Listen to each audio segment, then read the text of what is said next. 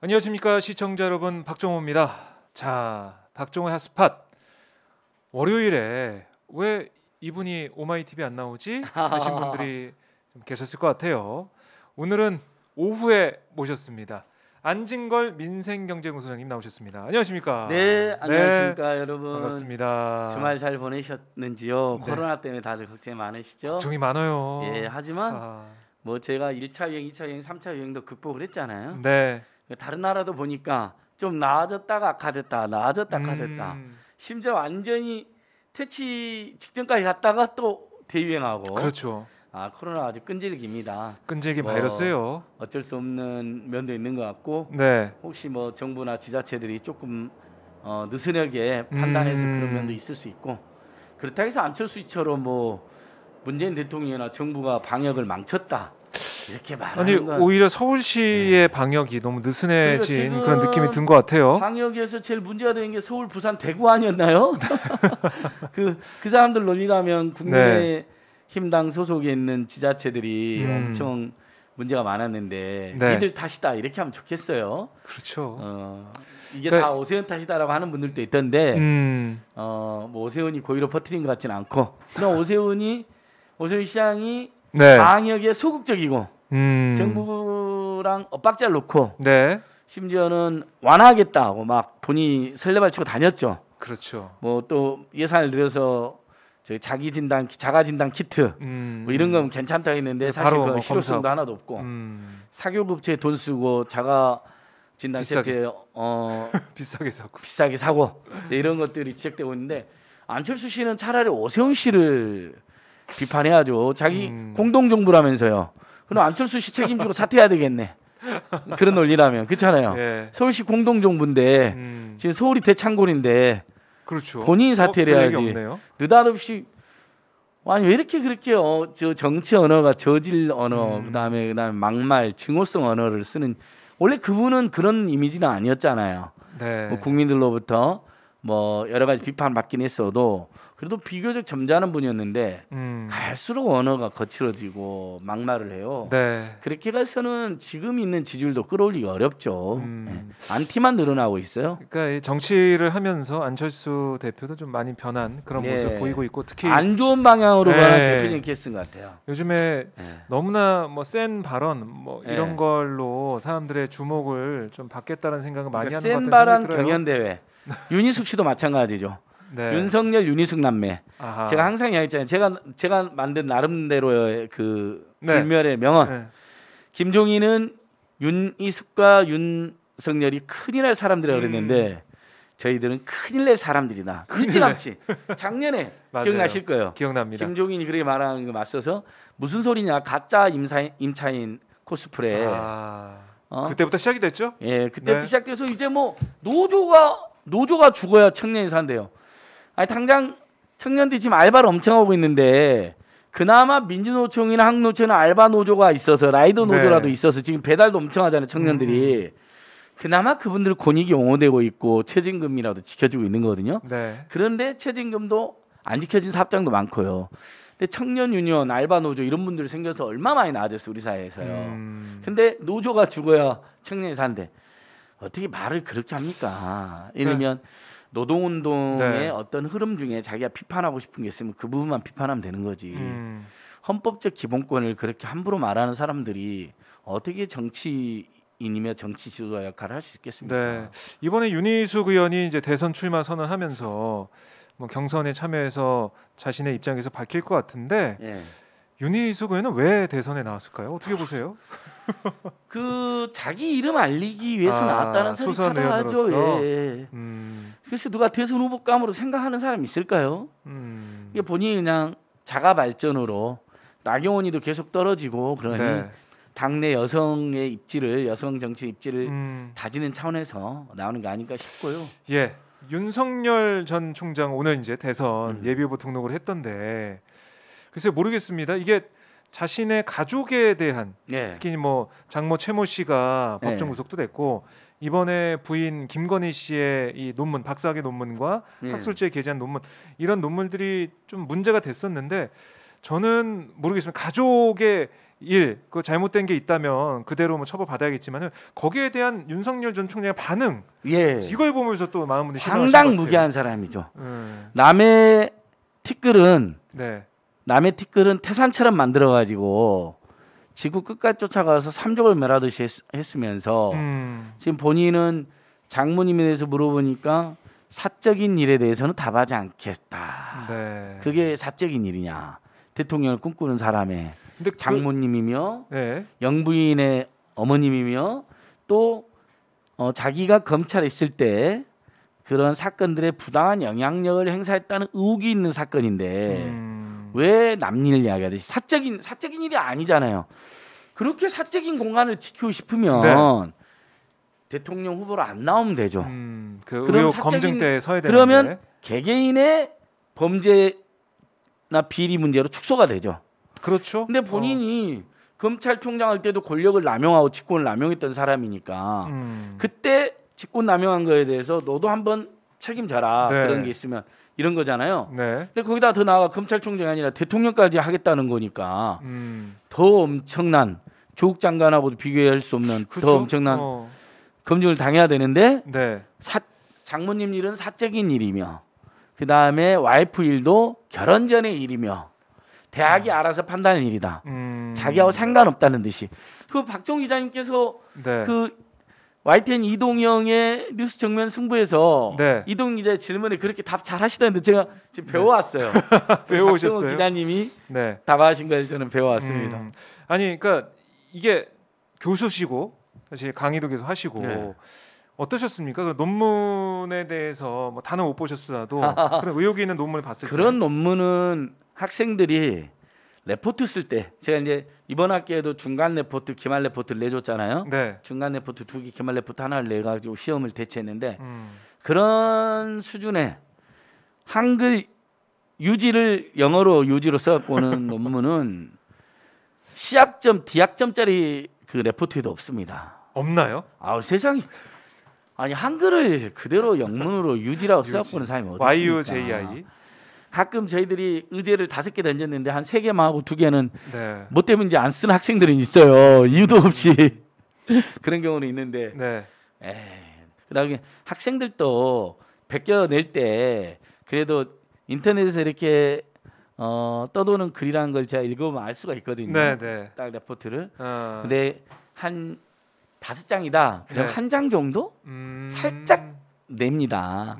한 서너 장을 그렇게 안 내요. 학생들도 자기도 눈치들이 있으니까. 네. 근데 뭐 표절률이 60% 70%다 그러면 그건 범죄죠, 범죄. 절도죠, 절도. 네. 그러니까 이 문제에 대해서 윤 전 총장 계속해서 선긋기를 하면서 이건 학교에서 알아서 할 일이 계속 그런 식으로 나올 것 같아요. 뭐 어떤 의혹이 나오든지 결혼 전 일이다. 학교에서 식으로. 알아서 할 일이다. 근데 이게 과연 국민들이 어떻게 판단하지? 그게 제일 중요한 거죠. 뭐. 국민들은 저 사람 참 웃기네. 남에 대해서는 그렇게 잡아 죽일 것처럼 해놓고 조국 전 장관에 대해서 어떻게 했습니까? 와이프, 조카, 네. 남동생. 사실 남동생은 아무런 그 사건과 관련도 없었던 상황인데 네. 조국을 막 뒤지다가 조국 집안이 그 존경받는 사학 집안이었는데 그 존경만 네. 알고 봤더니 거기도 약간의 무슨 비리가 있네 하면서 별건으로 수사한 거잖아요. 물론 그런 잘못이 있었으면 처벌받을 수 있다고 봅니다. 네. 하지만 한 사람을 죽이기 위해서 정말 별건을 계속 수사해서 먼지 털듯이 네. 나올 때까지 끝까지 해버린 거잖아요. 아들 딸도 마찬가지고. 예. 그게 그래 최강욱 의원까지 번지는 거고요. 그렇죠. 최강욱 의원은 또 문제가 있습니까? 세상에 자기 사무실에 와서 16시간 정도 봉사를 했으니까 16시간 정도를 끊어준 건데 네. 그게 업무 방해로. 아니 본인 사무실인데 본인이 끊어주면 안 됩니까? 물론 모르겠어요. 시간이 약간 과장됐을 수 있다 봐요. 하다 보면 옛날에 시민단체 제가 여러 번 그냥 해드리지 않죠. 경험담. 하셨죠. 일주일 자원봉사를 했는데 4일 나오고 하루는 아팠고 1시간만 하고 퇴근했어요. 네. 근데 5일치를 끊어달라 그래요. 자원봉사 경력으로 5일을 채워야 된다 그러면 대부분 그래 5일 동안 나왔으니까 또 열심히 했으니까 하고 예를 들면 시간을 정확하게 기재하지 않는 경우가 있습니다. 그것도 문제라면 문제고 지적받아야 된다 봐요. 근데 당시에 그런 광범위하게 그렇게 생활 속에서 그런 게 있었죠. 중학생들, 고등학생들, 네. 대학생들 봉사활동을 하면 자기들은 검사들 지금 판사들이 있잖아요.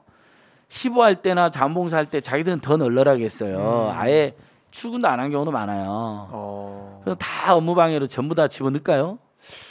그러니까 그렇게 해야 엄정해야 되는 거죠. 엄정해야 되고 공정해야 되고. 네. 예를 들면 아무리 조국이 미워도 여기까지는 하지 말자. 이건 아닌 것 같다 하고 멈춰야죠. 그랬던 윤석열이가 말입니다. 네. 윤희숙이가 갑자기 뭐 노조 때문에 노조가 죽어야 청년이 산다는 말도 안 되는 짓거리를 하더니 예. 윤석열은 오늘 박근혜하고 이명박한테 미안하대요. 매우 미안하대요. 언론 인터뷰에 나왔죠. 예. 아니 그 사람들은 죗값을 덜 치렀어요. 지금 이명박에 대해서는 불법 민간인 사찰, 내곡동 사저 사기 사건, 네. 자원외교 혈세 탕진 사건, 사기 사건, 4대강 비리 이거 제대로 처벌 안 받았습니다. 아예 기소도 안 해 수사도 안 했어요. 네. 그다음에 그때 그걸 처음에 봐주게 한 게 윤석열이죠. 네. BBK 특검이 수사 검사했잖아요. 유상범이랑 같이 국민 다 봐주게 해갖고 이명박 때 잘 나가던 인간들입니다. 그러니까 자기를 출세시켜준 인간인데 우리 국민들 모두가 들고 나서 감옥에 보낸 거 아닙니까? 네. 그랬더니 하기 싫었나 보죠. 본인은 그때 당시에. 그러니까 저는 이렇게 한없이 매우 미안한 마음을 갖고 있다면 당시 수사 제대로 안 했구나라는 걸 알 수가 있습니다. 그걸 증명해 보이는 거다. 만약에 조국 전 장관처럼 네. 이명박 박근혜 수사했으면 징역 100년은 나왔을 것 같은데요. 제대로 했으면 다 털었으면 100년. 윤석열이 제대로 안 한 겁니다. 스스로 네. 고백한 겁니다. 너무너무 미안했다.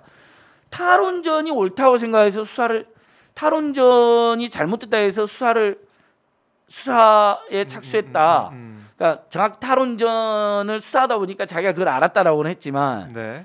일종의 탈원전에 자기가 탈원전을 비판하는 마음을 두고 네, 검찰 수사에 임한 걸 고백한 거잖아요. 거기에 대해서 자기가 가치 판단해서 심증을 가지고. 네. 그러니까 만약에 똑같은 사건인데 탈원전이 아니라 온전을 늘리는 네. 그런 정책이었다면 수사를 중간에 안 했을 수도 있는 거 아닙니까? 이게 바로 불공정이고 이게 바로 공무원의 객관적 중립적 의무의 위반이고 그게 바로 직권남용입니다. 그러니까 계속해서 탈원전이 미우니까 최재형이랑 같이 심하게 해버린 거죠. 직권남용에서 수사는.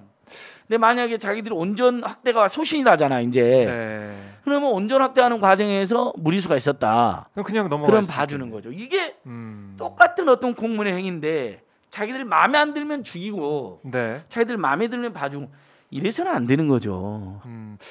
참 이게 계속 이제 언론 인터뷰를 진행하고 있습니다. 윤석열 전 총장이 하고 있는데 그럴 때일수록 하나씩 나와요. 그러니까 다 나오죠. 그걸 보면서 윤 전 총장이 검찰총장 할 때 이러고 있었구나. 그럼요. 이런 생각 가지고 수사를 했구나라는 생각이 들고 그것과 또 다른 축은 이제 가족에 대한 의혹도 나올 때 이 조국 전 장관 가족은 그렇게 수사했으면서 이 자기의 가족들은 그냥 유체이탈 합법식으로 거기서 알아서 하는 거죠. 나는 몰라요. 사적인 이렇게. 것이다. 결혼된 일이다. 사적인 일이다. 대학이 알아서 할 일이다. 자기는 관여한 바 없다. 왜 관여한 바가 없어요? 본인이 윤대진, 윤우진 사건에 관여를 했는데 변호사까지 소개시켜줬는데 거짓말하다 딱 걸렸죠. 그게 지금 이번에 그 김건희 씨를 최초 인터뷰해가지고 큰 화제가 된 뉴스버스. 네. 뉴스버스 매체 이진동 대표가 이진동 대표 기자가 지금 윤석열 아킬레스건은 윤우진, 윤대진 사건이라고 이야기를 합니다. 그건 자기가 본인과 관련돼 있는 거니까요. 검찰 간부 시절에 그 엄청난 비리를 저지른 공무원을 그 사람이 지금 처벌도 안 됐는데 유야무야 하는데 직접적으로 관여한 사건이거든요. 심지어 엄청난 피의자인데 피고인이 될 피의자인데 변호사를 속이는 말이 됩니까? 검사가? 수사할 사람이? 그러니까 이것도 본인에 대한 의혹이나 이런 것도 지금 안 밝혀진 게 많아요. 그 부분도 거짓말하다가 딱 걸렸죠. 청문회 때 사실은. 그 외에도 방상훈이를 비밀 독대했단 말입니다. 방상훈. 천하제일의 사기 집단, 가짜 뉴스 집단, 불법 집단, 비리 집단이란 평가를 받는 조선일보를 방상훈이 수사를 받고 있는 방상훈을 비밀 독대한 다음부터 조선일보 관련 수사가 하나도 이루어지지 않고 기소도 안 되고 있어요. 이거 그래서 문제 됐었죠. 국정감사에서. 그러니까 만났는지도 확인해 줄 수 없고 무슨 이야기 했는지도 확인해 줄 수 없다잖아요. 무슨 방상훈이가 지 상전입니까? 무슨 국가 안보 영역입니까? 네. 국가 지도자를 지금 목표로 해서 나오는 상황에서 그런 의혹과 관련해서도 본인이 다 밝혀야 될 걸로 보이고요. 뭐 한두 가지가 아니죠. 우리 맨날 갖고 다니잖아요. 여기. 네. 자, 여러분 제가 맨날 보여드린 거 있죠? 고발장 윤석열의 직무유기. 너무나 많습니다. 종이만 봐도 오래돼 보이네요. 예, 그다음에 윤석열 와이프 우리 저번에 오마이뉴스 이야기에서 많이들 봐주신 김건희 씨 네. 코바나 콘텐츠 후원금이 급증했는데 서울중앙지검장 시절에 이건 결혼 전 일도 아니고 대학이 알아서 할 일도 아니고 장모님 사적인 일도 아닌 거예요. 네. 지가 검찰총장 시절에 서울중앙지검장 시절에 뇌물을 직접 와이프를 통해서 받은 거나 다름없다라는 의혹을 받은 겁니다. 그러니까 근데 왜 나랑 아무 상관없는 일이라는 식으로 이야기하고 검증하면 할수록 다 비리가 확인되고 있는데 자신 있다잖아요. 아니 이미 지금 몇 개가 확인됐는데 국민들한테 속고대죄도 모자랄 판에 아무 죄가 없다는 듯이 내가 자신 있으니까 여기까지 왔다고 오히려 큰 소리를 칩니다. 아나무인입니다. 아나무인. 그러니까 목불인견 아나무인. 제가 볼 때는 아직까지 자기가 이제 검찰총장의 생각을 좀 하는 것 같고 검찰총장처럼 맨 권력 그런 생각을 좀 하는 것 같아요. 부리고 네. 다른 사람들 쩔쩔매고 그게 굉장히 지금 익숙하니까 까다로운 질문 나오니까 좌파입니다. 받지 마십시오라는 그런 그 목소리도 들리더라고요. 그런 상황이죠. 도리도리, 아나무인, 안절부절, 동문서답, 네. 목불인견, 함량미달. 지금 이제 국민 여론 그 조사 결과 추이를 보면 지지율이 높게 나오고 있어가지고 그런 모습을 좀 보이는 것 같은데요. 아니 벌써 조금씩 떨어지잖아요. 조금씩 이재명 떨어지긴 지사한테 하는데 역전당한 것도 격차 높게 나오고 이번 오늘 발표된 거에도 좀 떨어졌던데요. 저는 계속 떨어진다고 봅니다. 이건 제가 그 사람 미워서가 아닙니다. 네. 우리 위대한 국민들이 그러니까 문재인 정부에 대한 반감을 품고 있는 분들, 비판이 많은 분들이 윤석열을 많이 지지하는 편이죠. 네. 근데 그 사람들이 보기에도 이건 너무 했잖아요. 그런 일들이 앞으로 더 생길 겁니다. 장담합니다. 예. 네. 한번 지켜보도록 하고요. 윤희숙 의원의 대선 행보도 지켜보겠습니다. 그 사람은 정말 국민한테 다시 한번 석고대자야 돼요. 가짜 임차인 행세 낸 거. 거기부터 사실은 예. 그 처음부터 지금도 국민들을 언론들이 헷갈리겠죠. 가짜 임차인 행세로 네. 또는 임대인이라는 걸 속이고 임차인이라는 것만 부각시켜서 논란이 된이라고 소개를 해야 되잖아요. 네. 근데 나는 임차인입니다 연설로 유명해진 맹위를 떨친 그건 언론이 아니 기본적 팩트 체크도 안 합니까? 집 두 채의 주인이었다니까요. 세종시하고 강북에서. 네. 그러나 출마를 위해서 서초구 이장전입 해가지고 거기 주소진이 있어야 되니까 7억이 넘는 고액의 전셋집으로 들어가서 네. 어느 서민이 갑자기 7억이나 내고 전셋집을 들어갑니까? 집이 두 채나 있으면 어느 임차인이 그래서 유장전입에서 임차인 잠깐 몇 달로 살다가 네. 나는 임차인입니다 그런 겁니다. 근데 나는 임차인인데 참고를 반대한다니까 처음에 저 사람 진짜 임차인이면 아유 저거 진짜 임차인들 중에도 저런 사람이 있을 리 없는데 있다면 그래도 좀 논란이 되겠네 했어요. 저도 왜냐면 임차인이 그러니까. 그렇죠. 근데 가짜 임차인이었잖아요.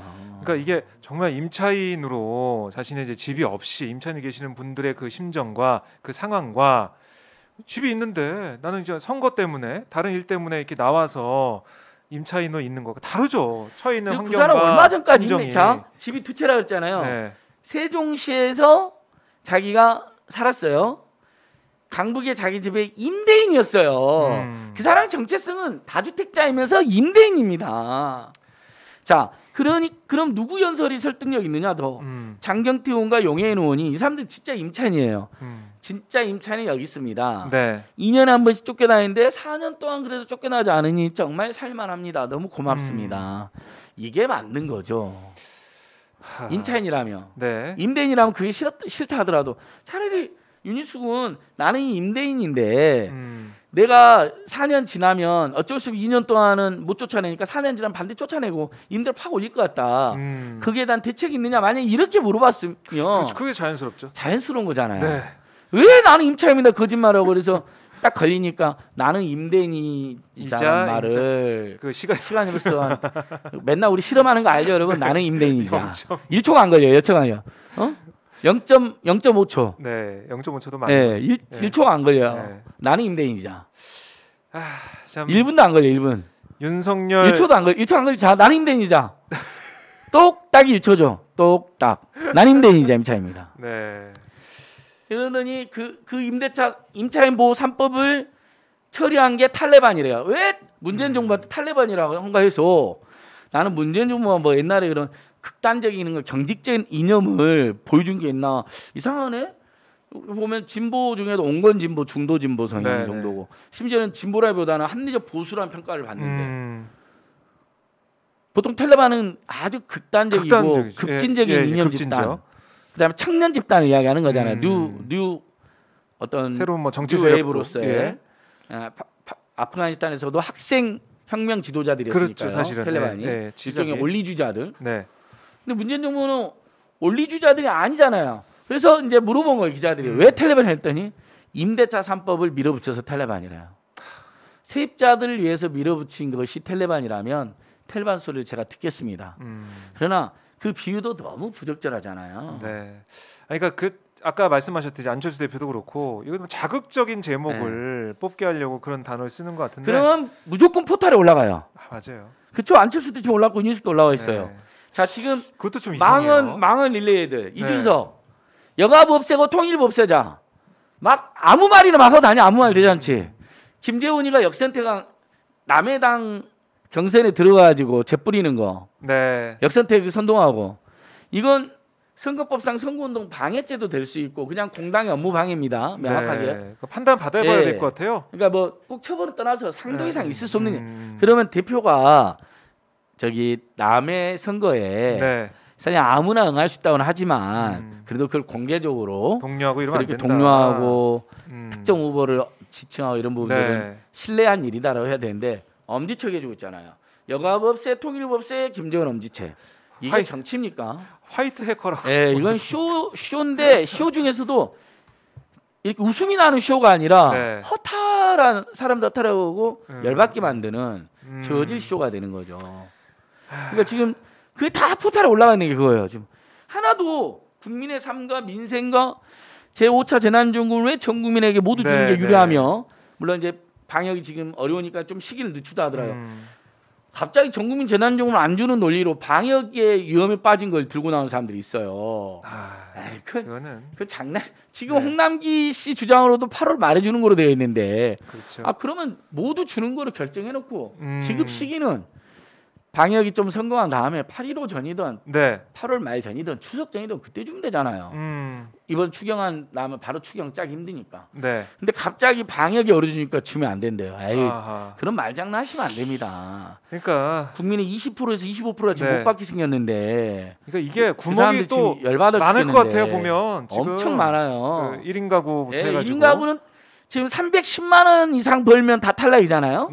자, 제가 여러 번 말씀드렸잖아요. 요즘에 웬만한 중소기업도 혼자 사는 둘이 사는 월급 다르지 않잖아요. 한 5년 10년 다니잖아요. 그럼 월급 300만 원 바로 넘어가죠. 대기업은 이미 초봉이 300만 원 넘어가고 310만 원 넘어. 그렇죠. 중견기업도 몇 년 다니면 웬만하면 300~400원 주죠. 다 탈락이에요. 자식 없는 맞벌이 비부 3인 가구까지는 대부분 탈락한다 보면 돼요. 맞벌이 하면. 이렇게 하면 3인 가구 710만 원인데 만약 박정우 기자님하고 제가 부부였다. 제가 이제 여성이고 박정우 기자 남자. 근데 우리 둘이 일단 한 30대 중후반, 40대 중후반 사이로 3040을 쳐요. 아직 애는 없어. 그런데 직장 둘이 열심히 다녔어. 한 5년, 10년. 그러면 웬만하면 다 월급 300은 넘잖아요. 350은 넘어요. 그렇죠. 그럼 합치면 700 되잖아요. 못 받는 거죠. 그중에 한 명이 대기업이나 중견기업이면 좀 더 나오겠죠? 그럼 못 받는 거예요. 부자입니까? 상인들은 상인들대로 할 말이 엄청 생기는 거예요. 상인들은 직장 건보로 적용을 받는데 엄청난 부자인데 월급이 좀 작은 사람들은 80%에 들어가서 돈을 받고 이 지역 후보는 이제 부동산이나 자산이 반영이 되어 있거든요. 안 그래도 장사 안 돼서 죽겠는데 집이 한 채 있어. 좀 괜찮은 집이. 현금은 하나도 장사는 집 안 돼서 망하게 생겼는데 그럼 그 사람들 또 상위 20% 들어가 버려요. 그러면 어떤 문제가 생기냐? 자, 중소상공인이나 장업자 입장에서는 나는 지금 코로나 때문에 문도 못 열고 있어. 오늘부터는 2인 이상 6시에 2인 이상도 못 봐. 사실상 아무도 못 올 거예요. 야간 외출 제한이죠, 사실. 이제 지금 직장인들 사이에 도는 게 네. 조퇴해서 3시나 4시쯤에 술집을 가서 4시 먹다가 조퇴해서 가위바위보 해갖고 나가 이긴 사람 2명, 진 사람 2명이 딴 데로 가서 먹어야 돼. 딴 데로 가서. 이긴 사람 2명 남아서 먹고. 뭐 아무튼 이런 황당한 일이 발생했는데 정부의 방역 조치니까 우리가 따라야 되잖아요. 근데 중상공인 입장에서는 엄청 짜증이 나고 타격이 되는데 그러면 재난지원금이라도 받나 했더니 또 본인이 제외돼 버려요. 당연히 받을 줄 알았는데 내가 힘드니까. 근데 이제 피해 보상금은 나오긴 나와. 소급 적용은 또 안 된다 그래. 액수가 좀 작겠죠, 기대했던 것보다. 그러면 소급 적용은 안 되지만은 그 허탈한 마음에 매출 증대로 그걸 상쇄할 수가 있잖아요. 근데 작년 5월달에 14.3조였는데 1차 재난지원금이 모두에게 줬던 이번에 홍남기가 제출한 건 10.4조예요. 금액이 4조가 줄어들어 있어. 근데 그 신용카드 많이 쓰면 세금 1조 1천억이나 들여서 세금으로 캐시백을 주겠대. 그 신용카드사들이 알아서 하면 돼요. 알아서 신용카드사들 또 지금 매출 많이 늘어났는데. 제가 볼 때는 이게 지금 코로나19 4단계까지 4차 대유행 때문에 사회적 거리 4단계 격상이 됐고 계속해서 상황이 바뀌고 있습니다. 여기에 알맞게 2차 추경안 국회에서 면밀히 심사를 해야 될 것 같고요. 그래서 제가 이렇게 지금 제안을 했어. 오늘 아침에 뭐 여기저기 언론사에서 전화 오길래 자 이렇게 총리실에서 연락이 왔어요. 의견 수렴 중이더라고요. 지금 아시다시피 민주당 의원 대다수하고 정의당 의원 소수정당 의원들은 대부분 100% 지급으로 입장이 거의 정리가 됐습니다. 자 방역 단계가 위험하니까 바로 지급하는 건 안 해도 되는데 어쨌든 전국민 재난지원금으로 결정을 하자. 25만 원씩 80%한테 주느니 20만 원씩 100% 주면 금액이 똑같아요. 게다가 신용카드 1.1조를 신용카드 캐시백으로 안 하고 재난지원금으로 주면 1인당 22만 원씩 전국민한테 주는 게 됩니다. 2만 원 올라가요. 거기다가 25만 원씩 전국민한테 주려면 12.5조거든요. 근데 신용카드 캐시백을 재난지원으로 돌리면 11.5조가 돼요. 1조만 더 증액하면 25만 원씩 전국민이 가능합니다. 그러면 4인 가구 기준으로 100만 원을 받게 되는 거잖아요. 25만 원씩 개인이 받으니까요. 그렇죠. 그다음에 5인 가구는 125만 원. 거기다 만약에 조금만 돈 더 쓰면 15조로 증액을 하면 작년에 13.3조였는데 30만 원씩 전 국민한테 지원이 가능합니다. 저는 30만 원씩 전 국민으로 하자. 왜? 세수가 추경안 제출할 때 세수가 33조 정도 더 걸칠 거라고 감안했는데 지금 1월에서 5월달 더 거친 세금만 43조로 확인했어요. 그러면 6월, 7월, 8월까지 하잖아요. 올해 말까지 하면 세금이 아마 5, 60조가 더 거칠 겁니다. 근데 주로 이 세금 많이 내는 사람들 보면 법인세, 부동산 관련 세금이에요. 그러니까 어차피 부자들이 세금 더 냈다는 이야기인데 그 사람들을 배제한다는 것도 웃기는 거잖아요. 많이 냈는데 그 사람들한테 설령 푼돈이다 하더라도 이건 기분의 문제, 사기의 문제가 있는 거거든요. 그리고 어차피 그 돈은 그 사람들이 저금한 돈이야 다 쓰게 되는 돈이니까 이렇게 하는 거. 그 다음에 이건 좀 지급 시기를 조정을 하고요. 지금 방역세가 안 좋으니까 전국 재난지원금으로 결정한 다음에 피해계층들은 지금 당장 줘야 되는 거죠. 오늘부터 또 소득이 안 들어올 거 아닙니까? 그렇죠. 우리 중소상공인 자영업자 중소기업 재림들에게 돈맥 경화. 사람은 동맥 경화가 되면 죽잖아요. 중소상공인 자영업자 중소기업은 언제 죽을까요? 돈맥 경화. 돈이 안 돌 때 죽는 거예요. 돈맥 경화. 돈맥 경화에 빠져 있는 이분들에게는 빨리 줘야죠. 근데 3.4조로 배치가 됐어요. 이번 추경안에. 3.4조 너무 작습니다. 이걸 5, 6조 정도로 늘려서 중소상공인 자영업자 이번에 피해 본 것까지 해가지고 2주간 지금 4단계니까요. 4단계 요까지 해서 예를 들면 최대 900만 원 주기로 돼 있는 걸 1,000만 원 안팎으로 늘려야죠. 그래서 많이 주면 됩니다. 근데 그럼 또 국민들 입장에서는 왜 맨 중소상공인 소상공인만 도와주면 우리도 힘들었는데 이게 2차 4차 선별 지원 때 논란이었잖아요. 그래서 그 국민들한테 8.15 전에 전국민 지급이 됩니다. 7월 달에 방영 성공하면 8월 달부터 다 지급될 예정입니다. 그래서 8, 9, 10 세 달 동안 씁시다. 추석 때까지. 이러면 국민들 해피해지는 거죠.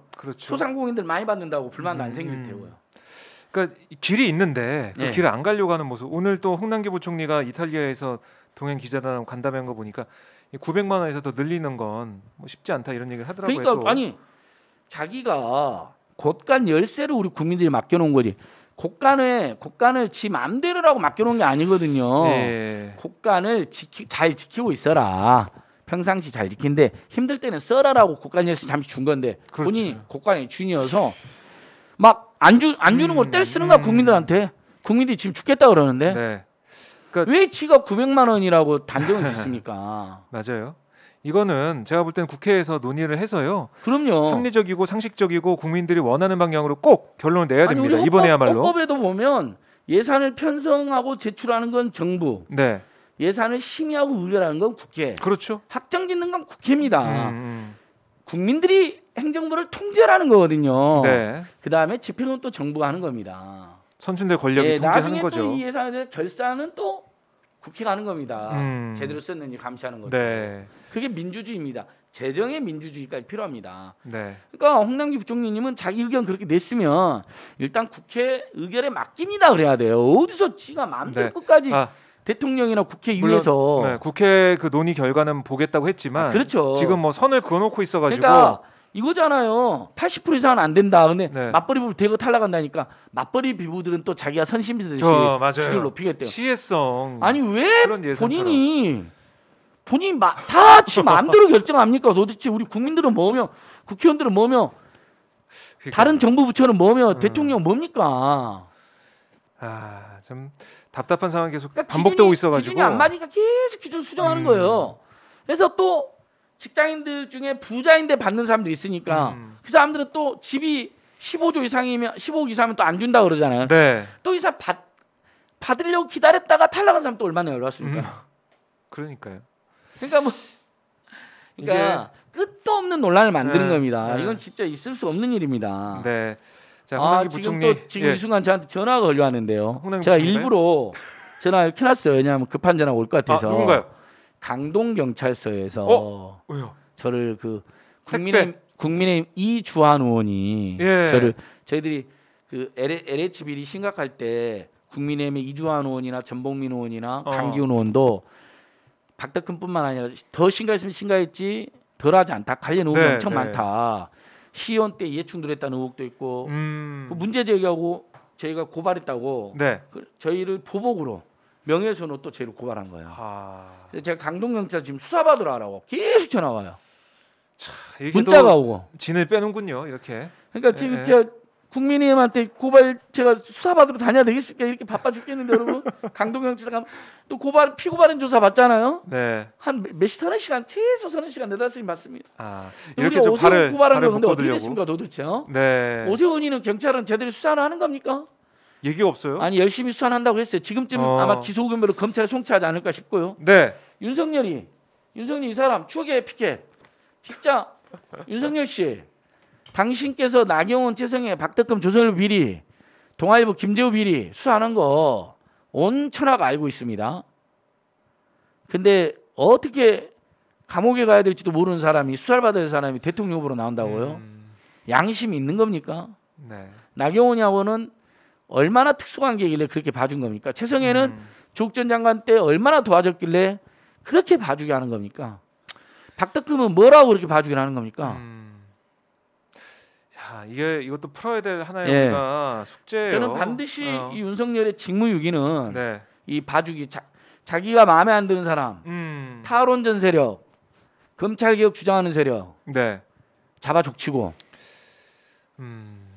자기가 좋아하는 사람이나 자기 특수관계 김건희, 최은순, 나경원, 조선일보, 방상훈, 동아일보, 김재호 아니나 다를까 대변인도 조선일보 출신 동아일보 출신 딱 시키고 너무 황당하잖아요. 그러니까요. 이게 어쨌든 저희가 계속 파헤쳐 보면서 짚어 나가겠고요. 자, 기쁜 소식도 하나 있잖아요. 저희가 이거 좀 전해야죠. 기쁜 소식. 매번 제가 우리 오마이TV 월요일 10시에 11시 하면 11시 후다닥 나가는 이유가 삼성생명 앞에 안보만자들이 매주 집회를 하고 농성을 하고 있고 삼성생명 2층 사옥 삼성생명 안에 2층 사옥에서는 처음에는 여러 명 이제 했는데 암 환자들이니까 병원에 실려고 그래갖고 4분이 600일 가까이 농성을 하고 있었거든요. 네, 참 길게 하셨어요. 그래서 저도 집회 삼성생명 앞에 수십 번, 정부종합청사나 금감원 앞에 합쳐서 청와대랑 이런 다 합쳐서 한 열 몇 번. 네. 제대로 징계해라, 처벌해라. 그 다음에 삼성생명은 빨리 안보험금 지급해라. 금감원에 지급 공고도 있었으니까 지급해라. 이렇게 이제 계속 다녔죠. 네. 근데 이제 너무 길어지니까 원래 모든 투쟁은 제가 혼자서 생각하면서 대화나 중재 없는 투쟁은 너무 고통스럽고 길어지기만 할 것이요. 투쟁이 없는 대화나 중재 시도는 무기력할 것이다. 아하. 저쪽에서 겁을 버리면 아무 말 없잖아요. 이게 투쟁과 대화를 병행해야 되는 겁니다. 안에서 농성하고 밖에서 집회 시하고 그다음에 저희들은 중간에 네. 이게 민주당 전재수원실에서 먼저 중재를 했어요. 네, 굉장히 어려워가지고 중단돼 있는 상태였어요. 네. 그 상태에 송경영 신부님하고 제가 뛰어든 겁니다. 제가 뛰어들어서 삼성생명, 삼성그룹 관계자들 수십 번 만나고 네. 우리 보안모, 암보험회사들의 보험회사들 행포에 대응하는 네. 암환자 모임, 보안모, 보안모분들, 농성하는 분들, 집회하는 분들 수십 번 만나고 수십 네. 번 통화하고 양쪽을 계속 왔다 갔다. 아이고. 그래서 이제 우리 농성하는 분들 피해자들의 입장을 삼성이 받아들여야 된다라고 네. 각계에서 계속 투쟁도 하고 건의도 하고 예, 열심히 압박도 하셨네요. 하고 호소도 하고 제가 직접 만나서 정말 싹싹 정말 마음 온 정성을 다해서 제발 좀 이분들이 농성을 풀고 집에 갈 수 있도록 도와달라고. 네. 그러면서 양쪽이 있어 조금씩 원래 요구안이 있잖아요. 그렇죠. 근데 이제 삼성에서는 못 받겠다, 힘들다, 막 이런 여러 번의 공방이 있었어요. 수십 차례. 근데 조금씩 의견을 좁혀가면서 대승적으로 이제 뭐 송경영 신부님도 페이스북에 썼던데 네. 삼성생명 사장님 담당 부사장님 고맙다고 쓰셨더라고요. 어쨌든 애를 먹이고 그런 일이 있었지만 대승적으로 네. 2달 2년 되어가는 농성을 해결하는데 나서 주셔서 고마운 거죠. 그러게요. 우리 피해자들, 농성자들이 제일 고생하셨고 이분들이 흔들면 투쟁해서 얻은 이분들 나름대로의 성과이자 승리이기도 하고 한편으로는 이제 이런 일을 겪었으니까 삼성생명뿐만 아니라 우리나라 보험회사들, 금융회사들도 네. 좀 더 소비자 권익 부분에 대해서 좀 더 개선되지 않겠습니까? 더 조심하고 그런 계기가 됐을 것이고요. 중간에 이제 청와대 새로 시민사회 수석이 된 방정균 교수님이 있는데 네. 그분이 또 적극 이 문제 해결에 나서 주셨어요. 그것도 도움이 된 것 같고요. 민주당 전재수원실에서도 계속 문제 제기를 했어요. 삼성생명한테 그것도 큰 도움이 됐고 또 밖에서 계속 많은 시민단체들이 연대를 했어요. 맞습니다. 참여연대, 금융정연대 뭐 여러 단체들이 그것도 큰 힘이 됐던 거죠. 해결이 됐습니다. 그래서 지난주 금요일 날 타결이 됐습니다. 아유 고생하셨습니다. 합의서까지 구체적인 합의 내용은 이 합의서에 담겨 있는데 합의서는 공개할 수가 없습니다. 네.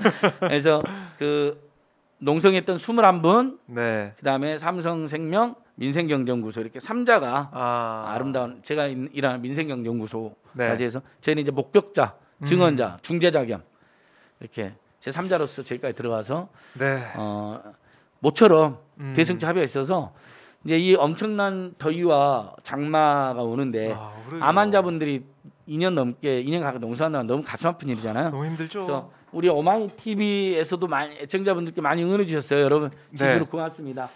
고맙습니다. 택배 문제 거의 많이 잘 과로사 문제 잘 해결되어 가고 있잖아요. 그것도 너무 고맙고. 근데 CJ 대한통운이 사회적 합의 앞장서는데 대리점 악덕 대리점이 하나 있어요. 몇 개 있는데 그중에 진짜 심한 데가 있는데 이걸 방치하고 있는 거예요. 그래서 우리가 사회적 합의 비갑질 대리점 퇴출시켜라. 막 물건 좀 늦었다고 야 너 죽을래? 카톡에 막 이렇게 써놓고 그다음에 노조 활동한다고 뭐 칼로 찔러 죽여버려 막 이런 식으로 살벌하게 막 협박하고 이게 사실이에요. 하나도 거짓이 없어요. 야, 무섭네요. 지금 중앙노동위원회에서도 CJ 대한통운이 택배 노조의 교섭 요구에 응해야 된다라고 정식 판결을 내렸습니다. 그러니까 사회적 합의 문제점만 나서 사회적 합의를 잘 택배 과로사 근절의 사회적 합의를 1차, 2차에서 발표했어요. 근데 구체적인 이행은 현장에서 대리점인들이 해야 되거든요. 그러니까요. 그게 이행이 돼야 되잖아요. 본사 눈치를 보고 있고 본사는 대리점이 알아서 해라고 그러고 있는 거예요. 그러니까 CJ랑 CJ 본사랑 대리점이랑 택배 기사입니다. 이 3자가 모여서 교섭을 해야 됩니다. 네. 근데 마침 중앙노동위에서 그렇게 해야 된다고 아주 좋은 판결 내렸고 예. 그 와중에 CJ에서 엄청난 갑질 대리점, 비리 대리점, 갑질 대리점 나온 겁니다. 네. 그럼 이건 예를 들면 이 사람들 대리점의 생존권 문제도 있긴 하지만 그 정도가 심하면 책임을 물어야 되는 거죠. 이 대리점 뭐 그동안 돈 많이 벌어놨을 테니까요. 네. 그래서 제가 지난주에는 또 대한통운 앞에 갔다 왔습니다. 그러니까 이렇게 동해번쩍 서해번쩍 제가 해보면요. 네. 세상은 절대 저절로 좋아지지가 않아요. 남 힘이 센 집단일수록 스스로 네. 개혁하지 않아요. 그러니까 결국 시민들의 참여와 투쟁과 캠페인, 그다음에 뜻 있는 정치 집단의 노력이 네. 결합됐을 때 세상이 하나씩 좋아지는 겁니다. 아. 오랜 고통을 겪었던 문제들 하나씩 해결되는 겁니다. 정치라는 게 국민의 눈물을 피눈물을 닦아주는 거라고 DJ가 그랬잖아요. 네. 근데 국민의힘 의원들은 전혀 관심이 없어요. 택배 기사님들 투쟁에도 관심 없고 삼성생명 이렇게 오랫동안 농사하는 데도 관심이 없고 이것은 정치가 아니죠. 그 사이에 맨날 윤희숙, 안철수, 윤석열, 네. 이준석 아니 이 사람들 입에서 한 번이라도 정상적으로 민생과 경제 사기 약자들 걱정하는 말 윤희숙 뭐 전태일이라면 노동시간 단축에 반대했을 거래요. 8시간 노동을 준수하라. 노동자는 네. 기계가 아니다라고 분신하셨는데 52시간 노동도 가중하고 지금 법으로도 8시간을 노사가 합의하면 특별 연장근로 해서 60시간을 일할 수 있거든요. 네. 근데 그거 줄이는 게 과도하대. 전태일이 반대했을 거래요. 왜 전태일 열사를 들먹입니까? 윤희숙 씨 그냥 네 주장을 하세요. 윤석열 씨 지금까지 정치 대선 선언한 네. 지금까지 민생에 대해서 이야기 한 번도 못 들어봤죠? 네. 하나도 아는 게 자유민주주의 없어요. 얘기하고 있더라고요. 그냥 피해자들에게 도와줘야 된다는 이야기만 하고 있는 거예요. 자유민주주의 이야기하고 자유반공하고 자유만 이야기하고 있고 여전히. 네. 참 이 대선판을 보면 특히 야권 주자들 모습 보면 답답한 부분들, 비판하는 지점들이 좀 많이 보이는 것 같은데요. 예. 제발 경제나 네. 민생이나 사경 약자들이나 지금 이렇게 고통받는 분들, 택배기사님들, 삼성생명 농성했던 분들 그분들에 대해서 단 한 번도 언급한 적이 없고 이게 무슨 정치입니까? 네.